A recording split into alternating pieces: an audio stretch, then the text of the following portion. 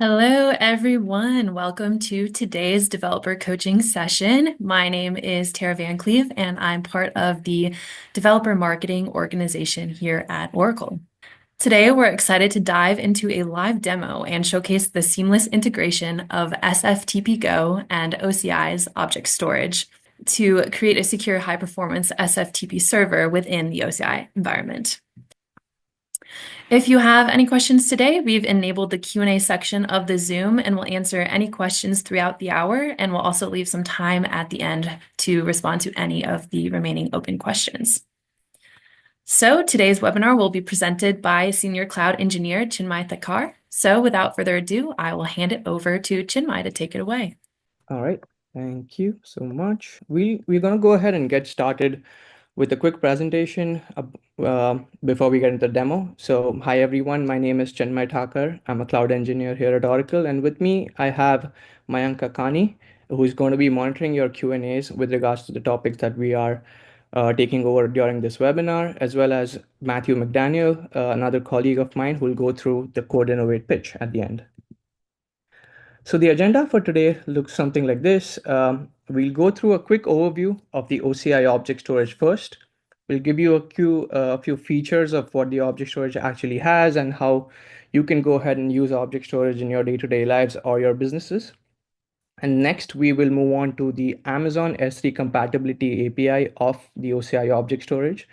This API is specifically used for connecting OCI Object Storage with SFTPGo, which is a third-party software which we are going to go ahead and use in this demonstration. We'll also do a quick overview of the SFTPGo, just to give you a basic of what SFTPGo is, and then directly dive into the demonstration. Once we conclude the demo, I'll pass it on to Matthew to go ahead and give you a quick overview of our Code Innovate program. At the end, we will go ahead and take some Q&As if you all have with regards to this topic. So moving on, just a quick overview of the Oracle Object Storage, OCI Object Storage. It's a internet scale high performance storage platform. It offers reliable and cost efficient data durability. You can go ahead and store unlimited amount of structured and unstructured data that you want, including rich content like images and videos on Oracle's object storage. The three main features that I wanted to go ahead and point out about Oracle's object storage is you have virtually unlimited scalability. So whenever you go ahead and want to add more data and you don't have to think about what backend memory or store that I have, it automatically scales for you. So as soon as your data grows, our capacity will also keep growing for you. So you have the ability to store and retrieve vast amounts of data without worrying about any of the capacity limitations. You also have flexible storage tiers. So depending on the amount of data and the amount of time you're going to access the data, you can go ahead and leverage distinct storage classes, which help you maximize the access performance as well as the costs. So the data that you are going to go ahead and access more will be something that is stored in standard storage, while others can be archived where you are not going to be accessing those data frequently. And lastly, you have great data durability and resilience because each object that you go ahead and store in the Oracle Object Storage is automatically in the backend stored across multiple different data centers and regions, which kind of improves the data resilience and availability and gives you minimal downtime to retrieve any of these objects.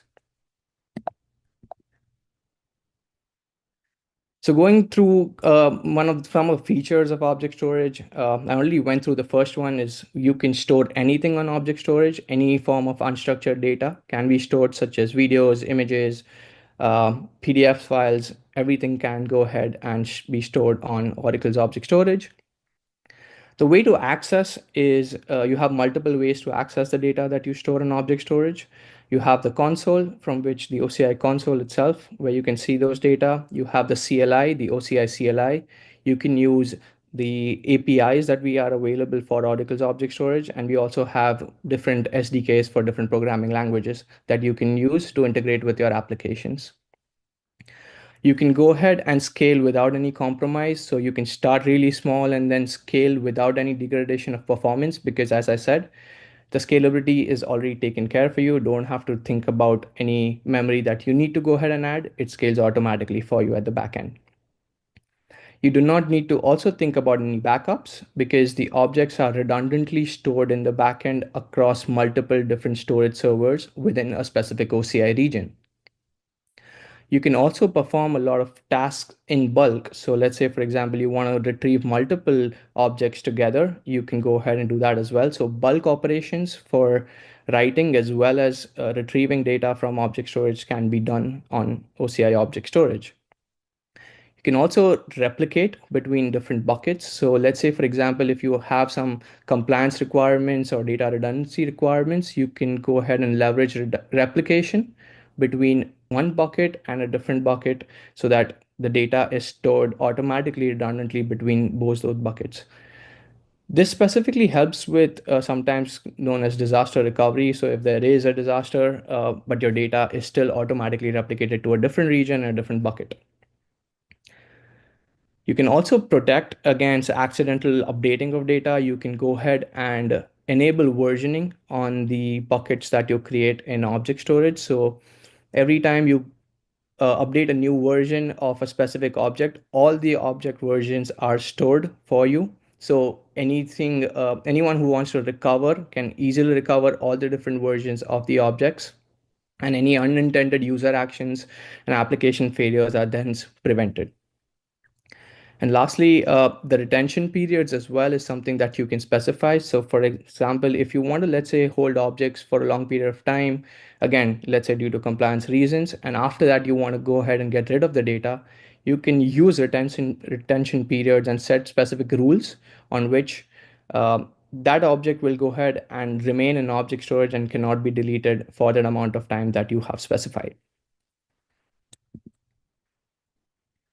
So moving on, we got a quick overview of what object storage is, but in this specific demonstration, we are going to talk about SFTPGo and how you can use SFTPGo on top of OCI Object Storage. And the connection between SFTPGo and Object Storage happens using the S3 compatibility API. So object storage has an Amazon S3 compatibility API. So customers can go ahead and use their existing S3 tools or clients or applications or software such as SFTPGo without just making minimal changes to their applications so that it works with object storage as well. The Amazon S3 compatibility API and the object storage datasets are congruent. So if the data that is written to the object storage using the Amazon S3 API, it can be read back using the object storage API or the console or all the other methods that we initially saw. So data is congruent between both if you use the object storage API itself or the compatibility S3 API. So moving on to what is SFTPGo. So SFTPGo is an event-driven file transfer solution. It supports multiple different protocols. We're going to go ahead and use SFTP for this one. And you can go ahead and have multiple storage backends for an SFTPGo software. So with SFTPGo, you can go ahead and leverage local and cloud storage backends for exchanging and storing files internally or with your business partners, using the same tools and processes that you're already familiar with. And storage backends are configurable per user from the web UI admin that SFTPGo provides. So within a specific bucket, if you have multiple folders within the bucket, each user of SFTPGo can access one specific folder within the bucket itself without the other user being able to access that. And this is something that we are going to go ahead and show you during the demonstration process as well. There are two main key features of the web client as well as, SFTPGo. One is the web admin and one is the web client. I already told you the web admin UI, it allows you to easily create and manage users of folders and groups. Groups are obviously used to simplify the administration. So if you want to apply the same list of uh, access properties for a set of users, you can group them into a group and assign that so that you don't have to go ahead and individually assign them to each user. on the web client itself. So as a client, if you want to go ahead and access the object storage in the backend, you can go ahead and use SFTPGo's web client. And using the web client, users can go ahead and change their credentials, browse and manage the files that the admin has provided to you. And also you can go ahead and set up your two-factor authentication.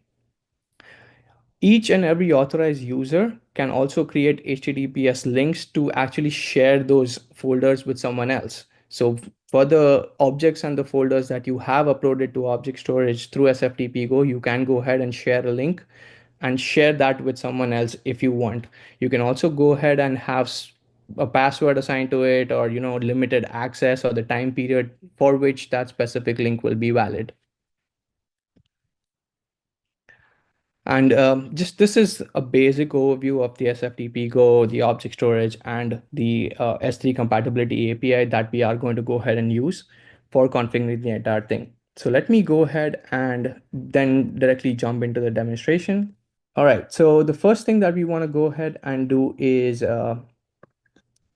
quickly go ahead and check if the S3 compatibility API is enabled in your tenancy. So once you go ahead and log in to your OCI console, you can quickly go ahead and click on your user profile and go to tenancy.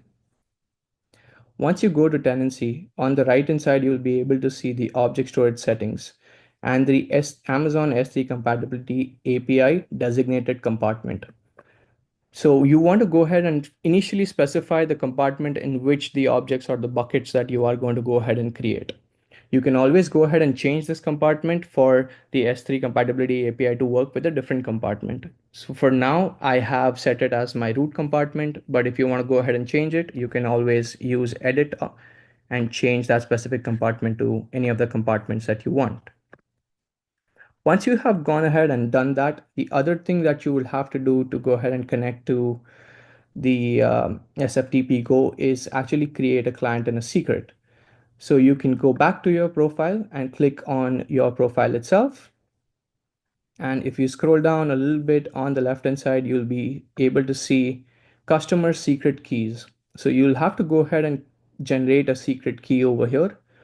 You can click on it, give it a quick name, and just click generate secret key. What this will do is it'll create a key as well as a secret, which we are going to go ahead and use to authenticate with the S3 compatibility API.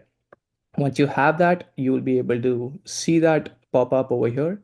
You'll obviously be able to access the key anytime, but the secret is shown just once. So make sure you go ahead and note the secret for future uses. All right, so once you've actually done all of these things, the next thing we want to go ahead and do is quickly go to our bucket. And buckets are nothing but the object storage logical containers in which you will store your objects. I'm going to go ahead and use this demo bucket over here. As you can see, there have been already created two specific folders within this bucket, user one and user two. And user one just has one specific PDF, while user two has a different PowerPoint template over there. So what I'm going to go ahead and do is now provide access to user one just to this specific folder within the object storage from SFTPGo, and to user two to just this specific folder within the same bucket itself. And how are you going to go ahead and do that?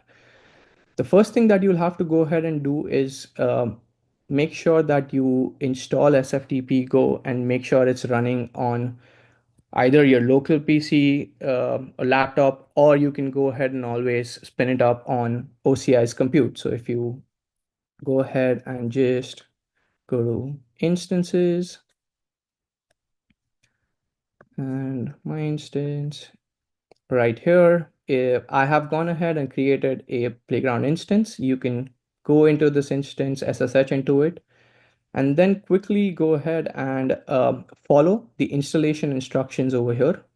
Depending on the type of OS that you're using, there are multiple options. So for Linux, if you're using Ubuntu, that's the option.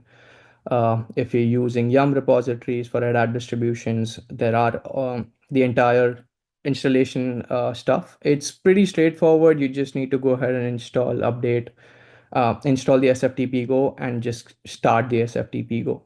Once you've done that, what you will go ahead and do is the SFTPGo will go ahead and be initiated on port 8080 on that specific machine. So you can then go ahead and directly go to that local host or to the IP address of the compute instance on which SFTPGo is running using this specific URL, and you should be able to access SFTPGo. So for this specific demonstration, I've already done that. So let me go ahead and go to my web admin. So initially, when you go ahead and install SFTPGo and go to this specific page of admin, it will prompt you to create an admin and provide a username and password for that admin. I've already done that, so I'm just going to go ahead and log in using the username and password and click sign in. So once I'm in, this is the admin console of SFTPGo. This is where you can go ahead and create specific users of SFTPGo and go ahead and assign them the right bucket level access or folder level access within a specific bucket. So like I said, within this specific bucket that we were looking at initially, let me go ahead and get back to that. We want to go ahead and create two different users. One user who has access to just user one bucket, while the other user who has access to user two bucket, the user two folder within the same bucket, which is my bucket over here, the demo bucket. So easiest way to go ahead and do that is over here, just click on add a user, give it a username, let's say user one, password. Just going to go simple for now. And then the next thing that you want to go ahead and do is configure the file system at the backend. Over here in the file system, you want to go ahead and select S3 compatible file systems because we are going to go ahead and use the S3 compatible API. Over here, the next thing we want to go ahead and do after selecting S3 is bucket name. So I'm just going to go ahead and copy the name of the bucket itself and paste it in there. The region in which this bucket is, the region you can always go ahead and get it from the region where you have created the bucket. So over here, as you can see, it's US Ashburn 1. I can go ahead and put that in US-Ashburn-1. And then you need the access key and the secret. This is the thing that I had shown you when you go to your user portal within OCI and create the key and the secret. So I've already created that for you, and I'm going to go ahead and put that in over here. So it's going to be this one, and the secret is just going to be this one over here. Next thing we want to go ahead and do is have the endpoint information correctly. So the endpoint information is nothing but the compatible S3 compatible URL that will go ahead and connect to the OCI object storage. And to create this URL, it's fairly simple. You can always go ahead and visit the OCI documentation page for the S3 compatibility API. And on this page, you will go ahead and see the process of modifying your application and create a specific URL. So it's just going to be nothing but your object storage namespace over here, as well as the region in which you are going to go ahead and use. So you can retrieve all of these information again from your OCI console itself. So if I go back to my tenancy information, you will be able to see your object storage namespace right here or right here as well. And the region is obviously US Ashburn 1 or the region that you're currently in. So I've already created that specific endpoint that we are going to go ahead and use, and I'll go ahead and copy that from here. Once we go ahead and do this, this is just giving access to the entire bucket, but user one needs to just have access to the user one specific folder within that bucket. So to do that, we'll go ahead and use key prefix over here and make sure over here, we'll just specify the folder within that specific bucket, which needs to be given access to. So going back to our bucket, user one was the name of the folder here. So I'm just going to go ahead and use that and paste that over here. User one slash should be fine. And there are multiple different things that you can go ahead and use over here in terms of what SFTPGo has to provide. Obviously, this is an open source software, so please feel free around to look at the documentation and play with this. But simply enough to go ahead and enable the connection to object storage, you can just go ahead all the way down and click save. So once this user has been created, let's go ahead and do the same thing for another user, user 2. User 2, user, and then just going to follow the same steps that we had. Bucket is just going to be the same bucket.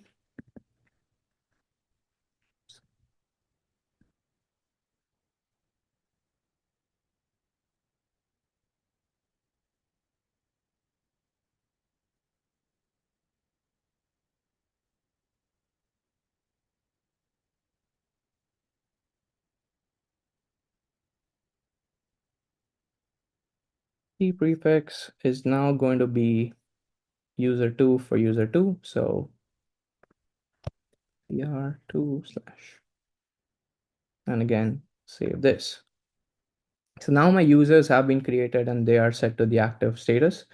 So let's see how a specific user 1 or user 2 can go ahead and access that specific folder level access within a bucket that has been provided to them by an admin. So I'm going to go ahead and log out from the admin.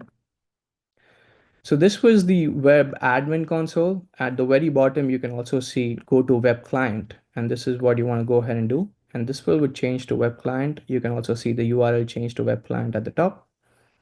Next thing we want to go ahead and do is use the username. So user 1, the password that you provided, and click on sign in.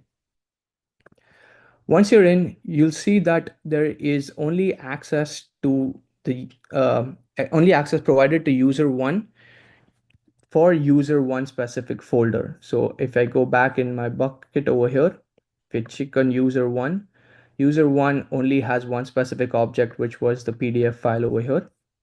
As you can see, that is the only specific thing that this specific user can see. Because we've not set any restrictions for this user, they can go ahead and create new folders within that specific folder. So let's say, for example, wants to create another demo folder over here, created a demo folder over here. He or she can go ahead in and upload new files if they want from their local computers to this, and automatically using the SD compatibility API, these objects will be stored in the backend in terms of the in the object storage. So if I go back over here, give a quick refresh to this page,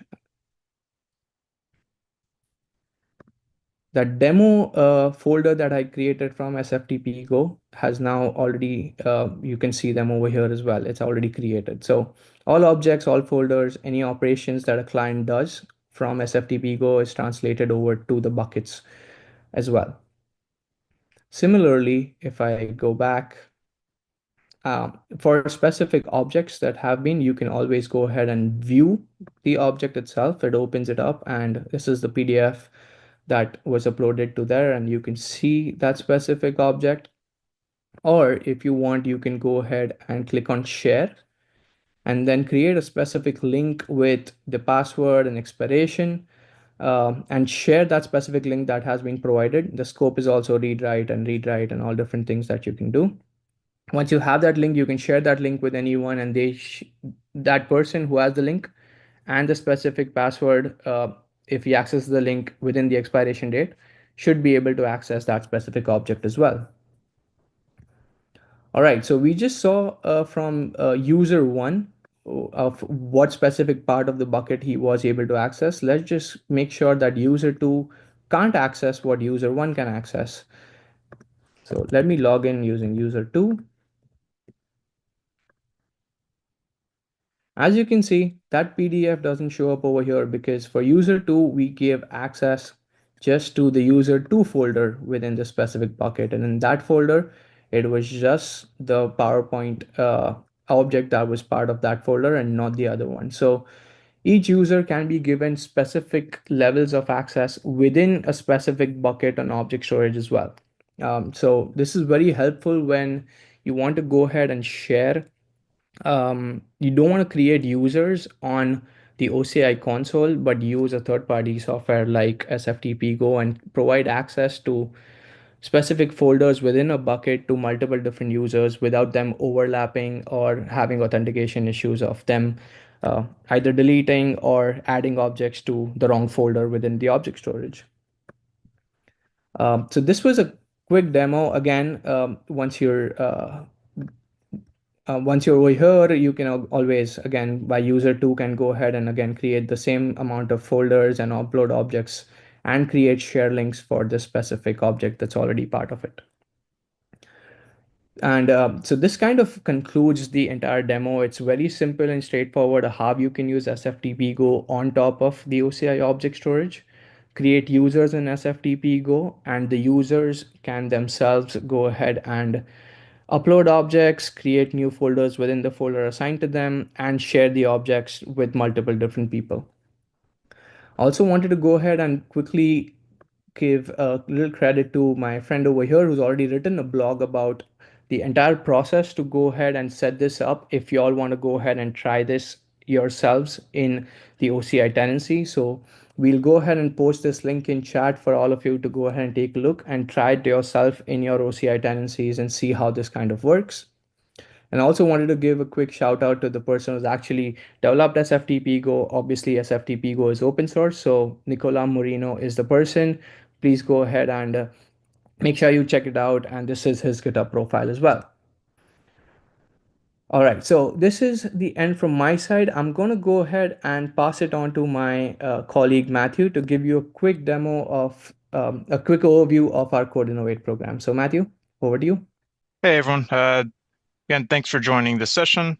Just going to spend a few minutes to discuss our Code Innovate program. If you've been on some of these webinars before, you'll be very familiar with the subject. But if you haven't, just to give a brief overview to what we do, what I'm going to do is actually start off with a bit of an analogy. So if you've ever been to Legoland or ever heard of Legoland, it's a wonderful place to take your children, where they can, build a lot of cool things with Legos. But the one point I want to focus on is a service offered by Legoland called the Master Builder class. Essentially, what they do is they give you a bag with a bunch of Lego bricks in it. Now, you don't really know what to do with these Lego bricks at first, right? It's just an odd assortment of bricks. But the point of this class is that they help you put these bricks together and build things from scratch. So what Code Innovate does is something similar, but instead of Lego bricks, we use cloud services essentially, such as object storage, like was discussed today. So Code Innovate is a virtual 5 half-day online event, which is designed to help you build prototypes of use cases that you're interested in building on OCI. So one of the key components is we want to get you introduced to these services. We want to train you on these services, make sure you're very comfortable with these services and help you build that prototype that you'll then later down the line continue and put into production. The idea of the event is that we work online with your team. So we pair your engineers with Oracle engineers, and we work together for an entire week for around 20 hours to build a prototype of your choosing. The best part about this is that there is no additional cost to Code Innovate. All we ask is for some of your engineers to work with our engineers and your time to actually build out these use cases. So pretty much all we require for this are just a handful of your developers, around a week of your time, around 20 hours, around 5 days, 5 half days, I should say. And for you to bring your use cases, things that you're interested in. And once we get the event going, we work together for that entire week.